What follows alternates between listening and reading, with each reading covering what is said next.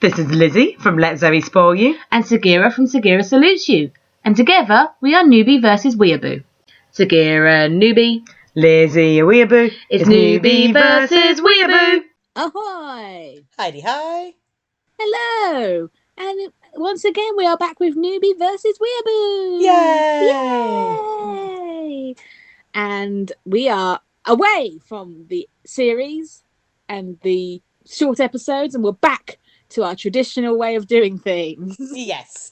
I thought it was nice to go back to why we originally started this podcast in the first place, rather than we can't go anywhere, we're in a crisis, let's only watch anime on Netflix. Oh my god, bored of that format now. I just want to talk about old things I liked. Old things you like Jeff Goldblum. I mean, he wouldn't be one of my number one choices, but... Oh, please, look at him. He's a stunning man.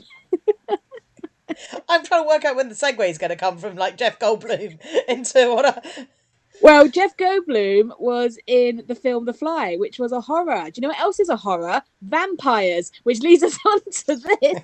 Vampire Hunter D. Yay! Oh, segue. That's not a great segue. But anyway, yay! At least the movie's worked. good. Yay! It was a very quick segue. Okay. So yes, Vampire Hunter D. It's a film from 1985. Yes. I was like, is she going to get there? She's going to get there. Good girl. 1985. Yeah. So yeah, and we go back to the traditional way that anime was drawn. Yes. Well, we should go back to the traditional way that we used to podcast, in which I go, so Sagira, what did you think of the movie? Oh my gosh, I forgot how we did any of that. Yeah. It's so long. Okay, yes, I have to do my my synopsis, don't I? Oh yes. Crap. Okay, I didn't even think about this. Okay, go on then. Right, so Sagira, what did you think of the movie? My synopsis for this movie is Beauty and the Beast style vampire movie, except instead of the Beast being the love interest, random Blade character comes in and doesn't get the girl. Yay! Woo! Probably the most unexciting synopsis for Vampire Hunter D I have ever heard. But there we go. It's Beauty and the Beast meets Blade. That's what it is. There we go. Yeah, I can go with that. I would have had something set up if I remembered how we used to do things. It's all right. We're getting back into it. Yes, we've watched 3 series of 20, so what, nearly 70, possibly onto 80 episodes of things since we've done this, so give me a break. But yes, we will start with what the story is, which was basically vampire monster problem, vampire hunter arrives, saves day. There you go, yeah. That's the story. Yeah, it's in a nutshell. So Vampire Hunter D itself was based off a novel series that started in 1983. So not actually a manga. This is a novel. And it started being released in 1983 and is still ongoing today. So the adventures in the novels are still going. I remember back 20 years ago when I first saw this going, I should read the novels. Now knowing that it's been another 20 years since, I thought, there's quite a lot of novels already. There was at least 20 novels back 20 years ago. I think I'm too late. I don't know if I could do it. I don't have all the time in the world anymore. I have too many obsessions. I should have started ages ago. It's like me with Game of Thrones. It's like I will watch Game of Thrones. Looks like the kind of thing I like. Oh, has there been 8 series? Oh, okay, never mind. I'm a bit late to the party. Yeah, some things I'll go back to, and some things I'm like, it's okay. But there are audiobooks for Vampire Hunter D, and I do love a good audiobook. So I probably do it that way because when you walk nearly 2 hours a day, an audiobook is gets down easier. And one of the things I loved about when I first got into this original as a property is the covers of the book and the illustrations. They have a few illustrations in it, but they also have art books were done by Yoshitaka Amano, and who's very famous for the person who does all the character illustrations and all the art books of the Final Fantasy series. So it's very well respected artist, very beautiful, very stylized, iconic way of drawing characters. And I just remember going, "Ooh, you are a very beautiful vampire man on this book. I think I shall like you." Well, I'll give you my first impression. So when the whole thing opened up, my first impression was horror. What did you expect from me? I mean, like, really? Oh, well, it sets the scene really well with the foreboding music and the moonlit haunted house. But then it's like says it's set in the future. So I was like, sci-fi horror, there's other Anime. layers. And there's an apocalyptic desert. And I nearly wrote dessert. And then I thought to myself, what would be an apocalyptic dessert? Radioactive jelly. Ah, yes. Yes, that's what I would yes. I agree. I like it. So that was some good fast thinking from me. Was very good. That's rare. Unlike me and my synopsis, yes. Well, next I was thinking about the aesthetic of it. And what I got from it was old mixed with new. So it's saying it's the future, but yet we've gone back in time. We've got ye olde buildings, but on those ye olde buildings, they have like lights on them, and not lanterns or anything, actual bulbs and newish looking signs. So they've mixed all that, and the clothes, they're kind of old mixed with new, especially the colours. Like the guy in the pink suit, that was bold. So when you watch this, you start noticing the inspiration behind a certain novel written by a certain podcaster. Well, I was going to say this was very reminiscent of the novel Song of the Night, which was written by Zoe Burgess and is available on Amazon. Yes. Yes. So you can see why I was inspired by like a post-apocalyptic setting where it's so far in the future that technology exists, but everything looks like old Victoriana and there are vampires. I was like, oh. Read it there. Yeah. So I know that's a slight shameless plug, but at the same time, you can see why this film means so much to me. Well, this is our channel. We can plug whatever we want. Yeah. Not that kind of channel. No. But you can see, because this is the earliest examples of anime I watched. Like, as I said, like 20, it's actually, I think it's about 25 years ago now, if I'm honest. And you can see how the stuff I was watching 25 years ago inspired how I write now. Oh, you finished. Okay. Yeah. I wasn't going to go talk too much about myself because we've got other things to discuss. But, it's nice to know the inspiration and where my inspirations came from, and also why I'm showing you these films. The other thing that I noticed about the aesthetic was the amazing weather effects. Like, I loved the wind when she stood there in the middle of the road and her hair is whipping round, her clothes are whipping, and the grass is doing that thing where it ripples. And I was like, they spent a lot of time on this wind. Yeah, wind is important. Well, it's lovely because back in the 80s when you watched animated things, the scenery and the stuff didn't move. Like if someone was walking through the weather would... Goodness, like you'd never think that I was semi-intelligent. So when you're walking through like a field or you see someone's travelling or anything in like old cartoons and stuff, you wouldn't see the individual blades of grass flipping about and like the clouds just dancing in the skies and the hair effects like to that degree, like individual strands being ruffled and stuff. And like Dee's cape is all over the place and his hair is just like a living thing because it's forever being whipped about by motion. Animation wasn't as like animated.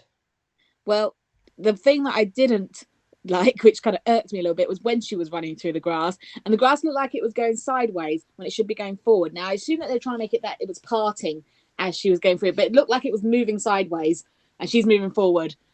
And then you've got it's an old effect. Yeah, it's just like, it doesn't make sense. It should be moving towards us, not to the side. So I was a little bit irked by that. And I've said it before in some, I can't remember what else we watched, which had neon lights in it, but I was saying I love the way that they have like dark backgrounds and the neon lights look like they are actually glowing. Yeah. Like, and it's paper and drawings and they've made it look like it's glowing. It's so well done. I'd love to learn how to do that sort of thing. With the atmosphere, I felt with the music, sometimes less is more. I feel like they put music in every little thing, but sometimes silence makes it more like suspenseful and just more disturbing. Like at the very beginning, you could hear chomping, and that would have been more effective if there was nothing else. You know what I mean? Yeah. They hadn't quite perfected scoring of like the way anime scoring works. It's a little bit later on that this has very much what I used to call like the classic type of like scoring, where it's just like there's set pieces of music that you hear in lots of things. It's like, oh, there's some dark music. Oh, there's that weird, sounds slightly out of place, but at the same time, melodic music that's in every single like older thing until they kind of matched up a little bit later. I mean, I wouldn't take away the score of this the same way I would some other films down the line. In some ways, yeah, it hasn't dated as well because the technology and the way the genre advanced hasn't come as far yet, but still quite breakthrough for what it was at the time. So I'm going to move on to the monsters that were used in this because it wasn't just vampires. I mean, No. the very first thing we saw was a dinosaur. Yeah, mutant dinosaur. What? I was like, okay, cool. Not expecting a dinosaur. I love it because, especially by the time you get Dee in the castle with the monsters, and I start going, oh my god, it just reminds me of the real Ghostbusters cartoon. But with more violent monsters and more guts falling out of things. But they do have a very, like, over-the-top monster design. They're very monstrous. Well, I liked that there was a werewolf, but we didn't get to see him again Yeah. at all. I was like, werewolf. Yeah, there was a werewolf. There was like a were-cougar at some point, you know, a were-cat type thing. And I was like, which chewed a bit of fence and then never saw that again. And we're like, huh? What? Wait, where's the were-cat thing? Yeah, exactly. But I would have liked to see more werewolf action. But this is called Vampire Hunter, not Werewolf Hunter. And I also liked that they used the traditional vampire, not some pretty boy who it's like, oh no, he's a monster. Well, every girl obviously wants to be with him because he's dark and mysterious and good looking. No, this was your traditional, old looking vampire that you didn't want to get bitten by. Yeah. And I liked that. This is a stranger danger vampire, not a he secretly has feelings and I'll bang him vampire. Exactly. And of course, he had the typical vampire voice in the dark. No, it's hilarious. It was so like, I want to suck your blood. It was so like, so like, yeah. And like you were saying about the other monsters, I liked how varied they were and very imaginative. Like not each monster was an individual. There wasn't any monster that was a copy of each other, and that was really good. So, and they all had different ways of scaring people and attacking. I also like that some of the monsters were mutants, so they were people who mutated in this new world that like became monstrous through mutations. And yeah, the world it's a very rich world. It's so much world building in this, and I'm so interested. Which is why I really wish I'd read the books earlier.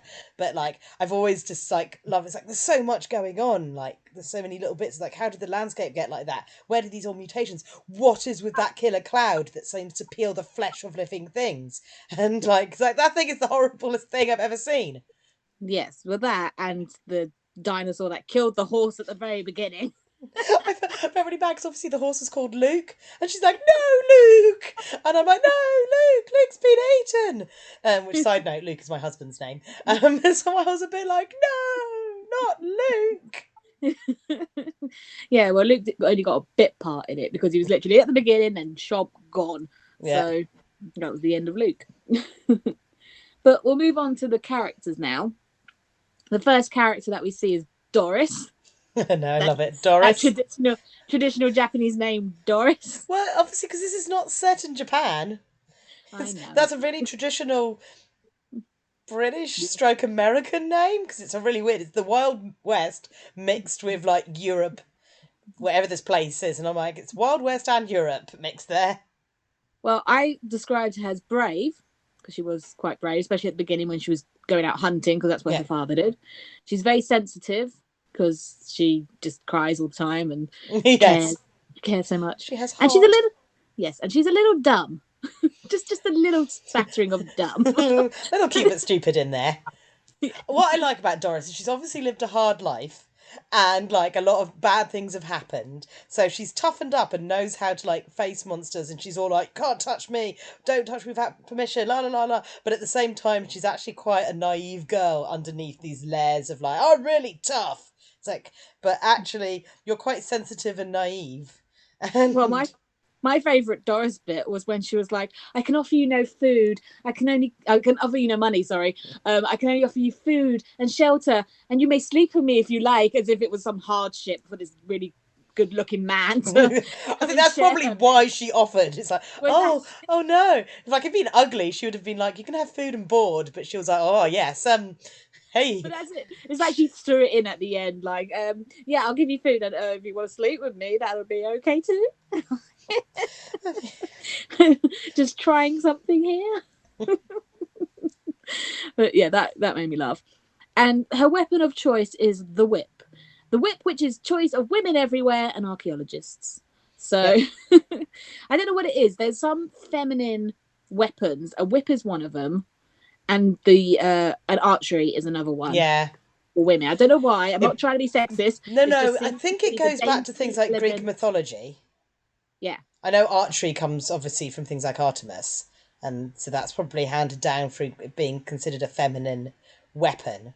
I think it's because they're weapons that I know they can kill, and they know that you use them to kill, but you are not hand on the actual weapon stab. Like, there's a level of detachment with a bow and arrow. Like, you shoot the arrow does the killing. It's just not 100% by you don't need to use your visceral strength. You can use and dexterity. Weapons of higher dexterity, so where they don't need brute strength, they need skill, dexterity. It's kind of seen as more feminine. I think there's also a gracefulness to the bow and arrow and the whip. It's like a dance rather than. I mean, you could say that about sword fighting too, but there's just something about the daintiness of a bow and arrow, or the, like, you know, and what's it called when in the Olympics with the ribbon? The twirler. No, not twirler. But yeah, that thing. The twirly stick with the ribbon and the flutter, whoopity, whoopity. Yes, it's like that with the whip. Oh, you know. that's it. They are weapons where you don't get your hands dirty. That's why they're seen as feminine, because women don't get their hands dirty, which is why most serial killers that are female choose poison. Ah, interesting. From anything else to say about Doris? No, I mean, there's some other stuff like there's little scenes that every now and again make me giggle. Like, it's the bit like, I mean, she keeps losing her cross, and I'm like, woman, tie that thing more secure to your neck if you don't want it to just be popped off by anything that goes, I'm going to rip off your cross. And I did feel a bit bad that she had a nip slip. It's like, I'm going to rip off your necklace. Oh no, I've accidentally exposed your boob. It had to happen at some point. Yeah, I mean, this is adult anime here. There was going to be a boob. And there's a whole shower scene, so it's not like it's, oops, I showed my boob, and then it's like, oh, I'm completely naked now. I know, but it was just like the nip slip of like, oh, I'm going to take your necklace, and my claw has accidentally pulled your top down so one boob can pop out. He Janet Jacksoned her. Yeah. So moving on to the brother, and that was an unfortunate accent. Really... yes. the posh British child that's wouldn't shut up, and it's just like, you sound like a 30-year-old woman, child. What are you doing? I mean, I know, like, back in the day, like, a lot of these voice characters were done by, like, you know, voice acting was a newer art form, especially in the West, so they didn't have younger people that could do child voices, and it was just like, yep, there is a 30-year-old woman voicing that 8-year-old child, and you can really tell. Yes, it was very unfortunate. And then slowly, like a domino effect, more people started talking and more people came out with these silly British accents, and I was just like, oh dear. I mean, it was the UK dub, so... Well, I think they exaggerated the voices too much. It's like, this is a posh person talking, so I'll speak extra posh. And it's like, no, you don't have to. Because they were either really, really British or really, really European.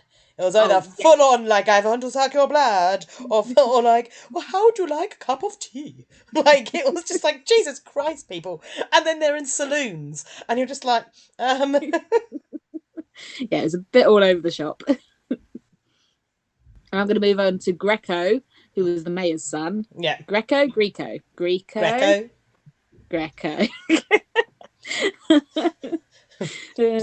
guy.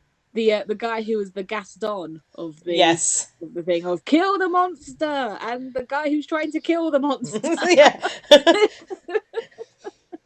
No one takes my woman. No, it's like, I am neither of the two priority love interests for this, but I will make sure I am noticed. I don't understand why there's always just one pretty girl in every village. Like, what is that about? Everyone always goes after the one pretty girl. It's like there must be more pretty girls.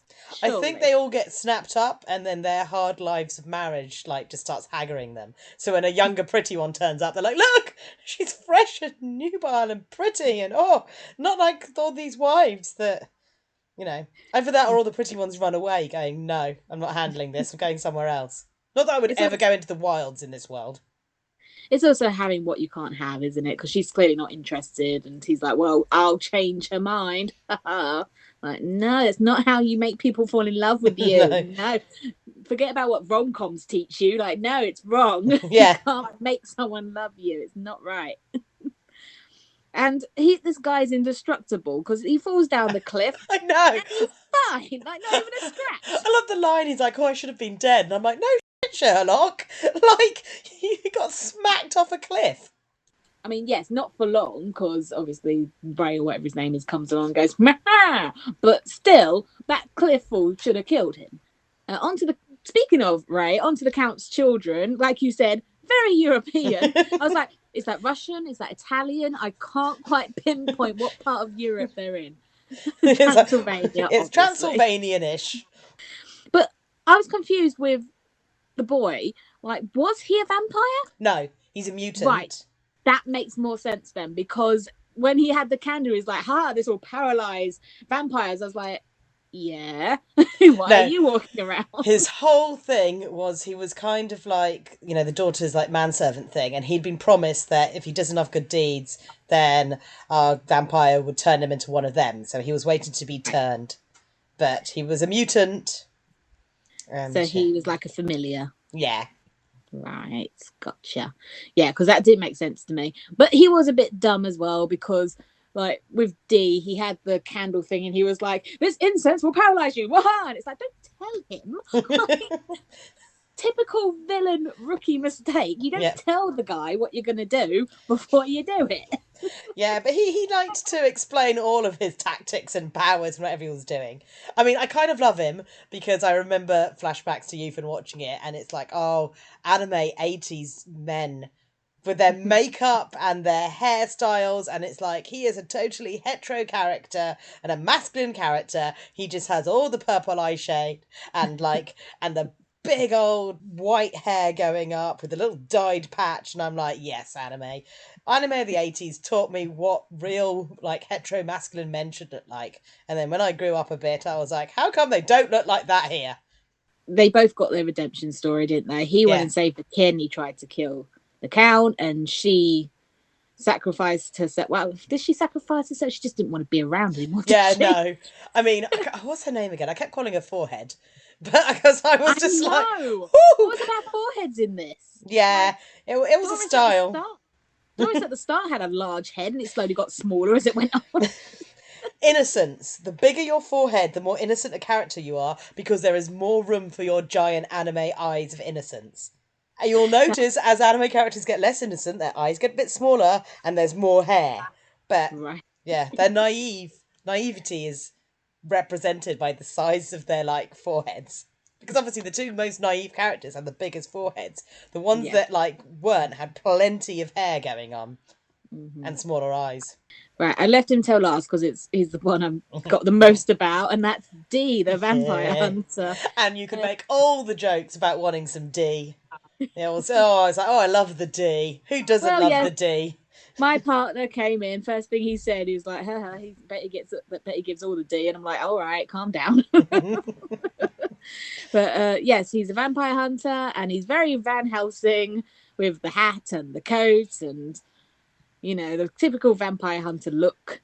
Yeah, massive hat, but with the slightly more like Japanese take on the sword, with the really really long swords. It's like, this guy has a Sephiroth sword. Obviously, he was there before Sephiroth. But that really, really long katana that you can, like, skewer about 3 people in one go. And you think, how'd you get that in and out of its sheath without it getting stuck on everything? At the very start, like you have his silhouette. It's meant to be like the mystical stranger. Look, who could this be? But because he had so much going on with the hat and the cape and the everything, he had a tiny pea head. It's because his face is obscured by giant hat, then he's got the coat with the giant collar, and then also he's just got oodles of hair, and it's like you don't really see much apart from like his nose and his chin and his mouth most of the time, because his eyes are always in shadow as well. This was just his silhouette. Like, you couldn't see any details. It just looked like he had a tiny little head, and it's like, oh, that's not a good look. We need less of the silhouette. So he was a Dampeel. Dampeel, because at first I thought he said Vampeel, and I was like, oh, vampire human. No, Dampeel. It was just her accent, which, yep, is half human, half vampire. So he is Blade, because he's half human, half vampire, and he hunts vampires. This is Blade. Yeah. And you got the feeling that he was Dracula's son from like when they first mentioned his father, because they mentioned it and then they kind of didn't mention it again. Like, and then absolutely everybody is like, who are you? Why are you so powerful? And then they flash up to this picture of the ancestor that looks a bit like him, and I'm like, how is it taking every character this long to work it out when, like, I've seen the picture and I've seen you go, oh, why are you so powerful? So who else are you gonna be? The guy who dubbed him, he could do a few more voice lessons, I think, just a few more, because some of the time it just sounded like he was reading a script. Yeah. One of my favourite lines being, "Dad, it's fine. We'll work something out." You sound like invested in this, D. I mean, the whole point, like, D doesn't speak a lot and he doesn't emote a lot because he's got this one purpose in life, which is killing vampires. So there's that whole thing, like, he talks more during the movie, but at first I just kept giggling because people be having conversations with him and he just kind of wanders through the scene silent going, and it's just like, D does not care. Because it's like, oh, and this is a picture of a father who's a werewolf, and then D just wanders to look out a window. Oh, yes, that's the... And then D just sits down. It's like, and someone's like, oh, what are you doing? And he's just like, stop talking to me, people. Just stop it. I don't want to talk.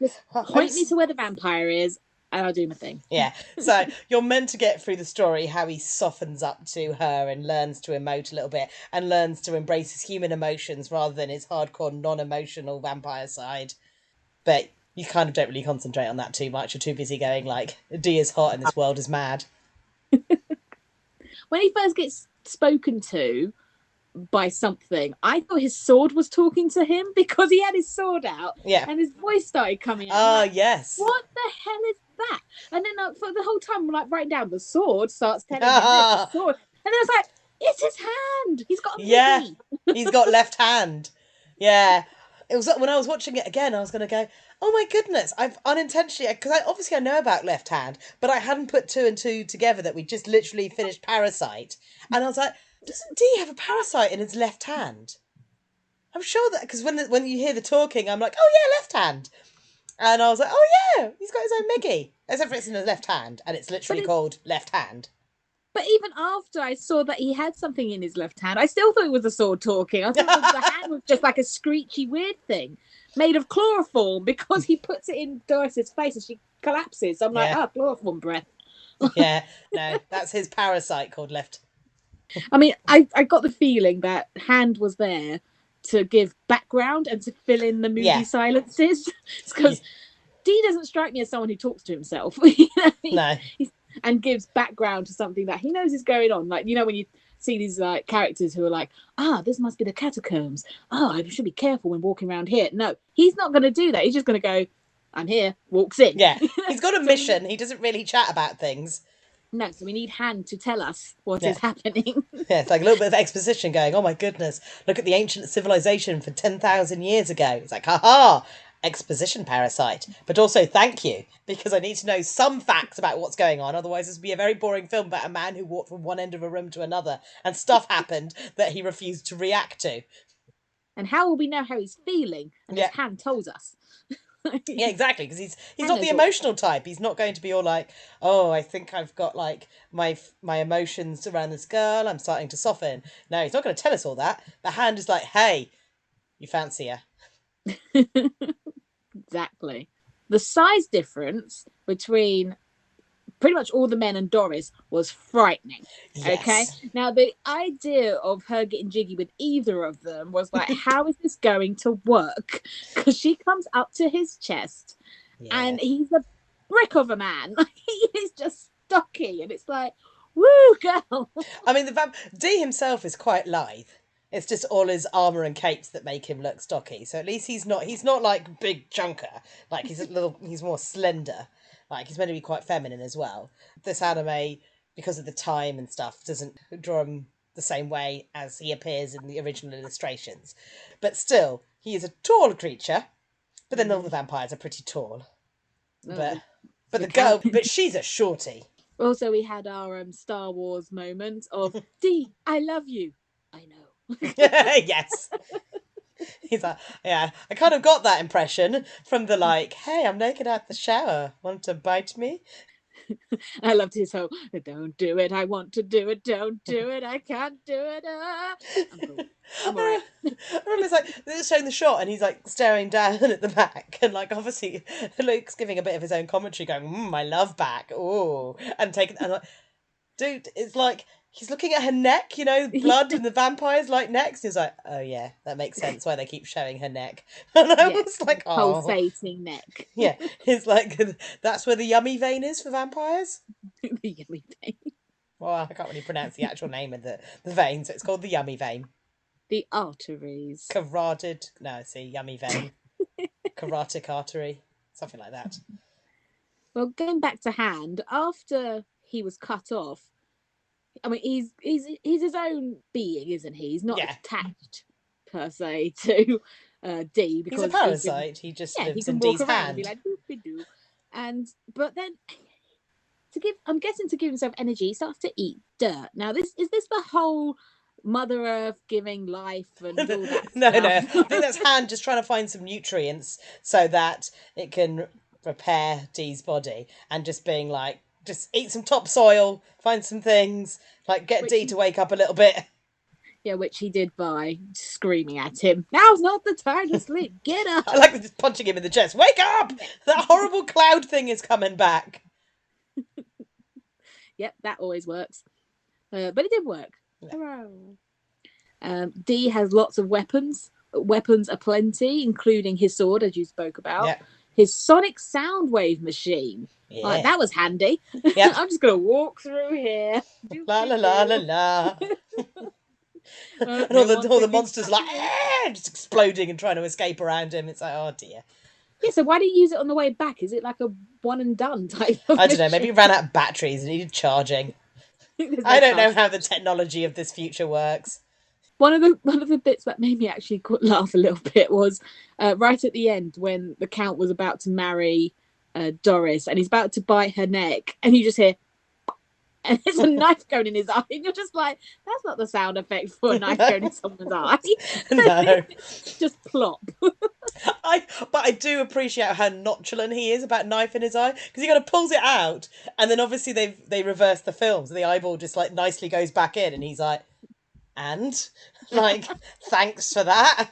It does not bother me. The bit that makes me laugh and I cannot get over, and now me and Luke do impressions of it, is the 3 snake women.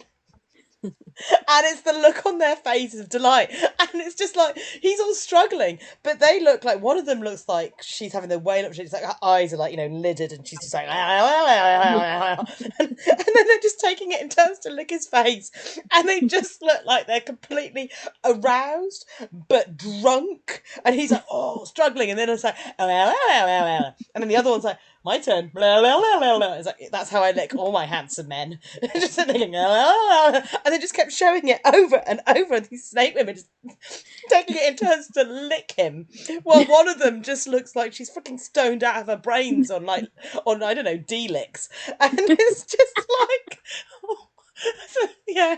I mean, I can't blame them because at the same time, like as I said, Luke was like, "That'll totally be you." Like, I've got you, pretty boy. I'm not going to do anything with you. I'm just going to make licky faces at you. Well, they were licking his life balls. They weren't just licking him. I know, but you don't see life force or anything. You just see them kind of licking the area around his face, or one of them that was a bit under the chin that just looked absolutely out of it, as if like she'd just had the best sex of her life, then drunk a bottle of tequila, and she's like, "Yeah, I'm good."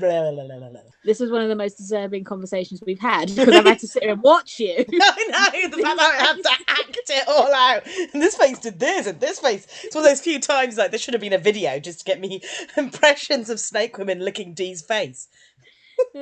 So, right, everyone, I did that for you. So none of you have to experience Lizzie licking Dee face. That'll be my next cosplay. Don't worry. Oh, dear. I think he's awesome. I love Left Hand. I love the relationship they have. That whole, like, just like, that saga, you know, you have the straight man, and then you have the one, it's like, what are you doing? Come on, dude. Like, and being like, no, shut up. Stop, like, just... So he's not going to shut up. He's attached to you. You got to live with that, Dee. It's like his little conscience type thing, isn't it? Yeah. The whole thing ends with the vampires being vanquished and the castle melts into the ground. It doesn't exactly collapse. It just kind of goes... It just disappears. It seems to open a rift in time and space, and all the weather gets sucked into it because the seasons seem to change, and the clouds. Beautiful animation on the clouds. Like, whoo, Yes, that's quite different expressive. colours. Yeah. The green to the blue to the purple to the yellow to the green to the blue, and it's just like, Ooh. After that disappears, everything is lush and there's grass again. I know. It's like, I was just sitting there going, the hills are alive with the sound of music? Because it looks like they're suddenly in Switzerland on these beautiful green hills. It was bizarre. It's like, so the vampires called the apocalypse, not anything else. The fact it's the future. The idea is the demons and stuff, which pops up a lot in kind of anime and things, is that where there's demons and evil, they've come obviously some rift that, I think it's 10,000 years ago, some apocalyptic event happened, rift between the realms, now demons inhabit like our world. It is really interesting seeing it because you see all the remnants of our world, like when they're walking through these beautiful Alps in a place that clearly like everything got wiped out, you see like on the side of the roads, like, you know, the road barriers that's so traditional, the ones you get by the side of the road, but obviously like no one's driven a proper car and gone, the cars exist, they all ride on metal horses or, you know, carriages and stuff. But when demons come out, with them comes like all the miasma. And obviously miasma is quite a corruptive force, so it turns everything into Mankeysville. By like getting rid of the major evil and sinking it back into the void that it came from, like got rid of all like the miasma it was generating, which means less mutations and less physical darkness, so things can be nice. Obviously, like if more monsters moved in, they'd bring more bad times, but it's kind of like trying to represent the fact that once the evil has gone back to where it's come from, this is what the world would be like if demons weren't running around it going, nah, we nasty. And that's that. Anything else you would like to say about Vampire Hunter D? I don't know, I really like it. It's good fun. It's a little dated, I think. I don't think it quite holds up. I can see how it was like impressive for its time. It hasn't held up quite as well. Some of like the editing and some of the animation techniques, like when someone's really angry, like instead of like now when you can have in isolated areas like showing anger and stuff, the entire face vibrates to show their anger, and you're just like kind of looks a bit like, oh, I didn't notice that as much when I was younger. But I do think story-wise, I do like the over-the-top violence, the amount of people who got smushed into things and blood everywhere, and you see guts falling out. It started off quite mild, and then halfway through it was like blood, blah, blah, blah, blah, blah, Yeah. and slices and It's things like- exploding, and Brain matter, like everywhere, and everyone, intestines for all of them get intestines. Okay, well, something that we haven't done for a while is out of 5. So what should we say? D's? How many D's out of 5? Oh, it gets all the D's. I think for me, there's a lot of nostalgia that comes with this, and a lot of what it went on to inspire what I love most and the genres I like now, and that D's hot. I'm hot for D. I'm going to give it 4. I do think It loses 1 just because some of the animation is dated and some of the plot points are just a bit like, huh? Wait a minute. It's like, I'm the doctor. I'm caring and loving.